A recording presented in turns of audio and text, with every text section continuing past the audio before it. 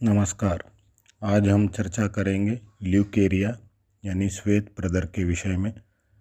सामान्य अवस्था में योनि मार्ग को गीला और नम रखने के लिए 0.5 ml मात्रा के लगभग पर्याप्त स्राव होता है, जो कि बहकर बाहर नहीं आता।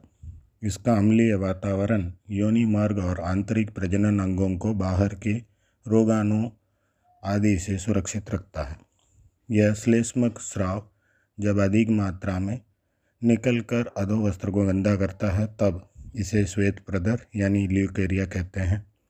यह गाढ़ा, चिपचिपा, बदबूदार या बदबू रहित, हल्का पीलापन लिए सफ़ेद गाढ़ा रंग का स्राव होता है।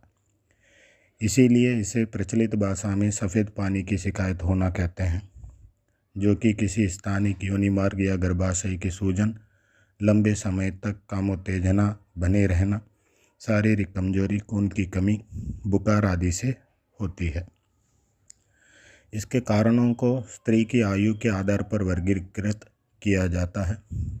यौवनारंभ से पूर्व होने वाला श्वेत प्रदर, यह किसी बाह्य वस्तु के योनि प्रवेश से संक्रमण के कारण या स्वच्छता के अभाव में होने वाला रोग है। दूसरा कारण यौवनारंभ से आर्तव निवृत्ति काल यानी मेनोपॉज के बीच होने वाला श्वेत प्रदर ल्यूकेरिया, जिसमें शारीरिक कमजोरी, रोग प्रतिरोधक क्षमता की कमी, संक्रमण, अशुद्धता, विशिष्ट जीवाणुओं द्वारा योनिशोथ या ग्रीवाशोथ, जननांगों के भ्रंश जैसे गर्भाशय भ्रंश, जननांगों के अर्बुद जिसे फाइब्रॉइड कहते हैं, या सिस्ट, बिंब ग्रंथि की क्रियात्मक गड़बड़ी तथा मैथुन विषयक मानसिक अशांति से यह रोग हो सकता है। कई बार तेज मिर्च मसाले वाले आहार, अजीर्ण या कब्ज भी इसके कारण होते हैं।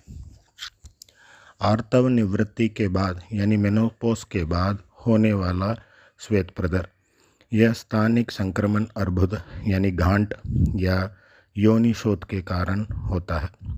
इस दौरान होने वाले रोग की शीघ्र चिकित्सा आवश्यक होती है। इसके लक्षण कुछ इस प्रकार हैं। योनि मार्ग से सफ़ेद, चिपचिपा और लिसलिसा स्राव होना, जो कभी कभी इतना बढ़ जाता है कि बहकर पिंडलियों तक आ जाता है। यदि यह योनि में भरा रहता है तो योनि मार्ग में खुजली चलती रहती है। इस रोग से पीड़ित महिला का सिर भारी रहता है, सिर दर्द करता है, कमर में दर्द होता है, हाथ पैर में खिंचाव और दर्द होता है, शरीर में थकावट और शिथिलता का अनुभव होता है, दिन भर सुस्ती बनी रहती है, कमजोरी बढ़ती है और चक्कर आते हैं, चेहरा निस्तेज, पीला और आंखों के नीचे काले घेरे होना आदि लक्षण भी उत्पन्न होते हैं। अब विषय है इसकी चिकित्सा और इलाज। इस रोग से मुक्ति के लिए स्थानिक शुद्धता अनिवार्य होती है। अतः त्रिफला का 2 चम्मच चूर्ण लेकर पानी में उबाल लें और फिर उसमें 3 ग्राम फिटकरी मिला लें। जब ठंडा हो जाए तब छानकर साफ रुई से योनि मार्ग को धो लें। इसके पश्चात दातक्यादि तेल को रुई की सहायता से योनि मार्ग में जितना अंदर तक लगा सकें लगाना चाहिए। भोजन उपरांत अशोकारिष्ट और 10 मूल अरिष्ट की 10-10 ml मात्रा 1 कप पानी में मिलाकर लें। असोल टैबलेट की 2-2 गोली और पुष्पदनवा रस की 1-1 गोली सुबह शाम दूध के साथ लें। साथ ही दूध के साथ सुपारी पाक की 1-1 चम्मच भी लें। प्रधरांतक रस 5 ग्राम, त्रिभंग भस्म 5 ग्राम और कुक्कुटांडत्वक भस्म 5 ग्राम, सबको मिलाकर 30 मात्रा बना लें, यानी 30 पुड़िया बना लें। इसकी 1-1 मात्रा सुबह शाम केले के साथ लेने से लाभ होता है।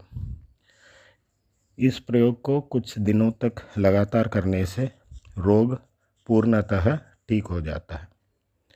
आशा है इस प्रयोग को आजमाकर आप पूर्णतः स्वस्थ होंगे। धन्यवाद।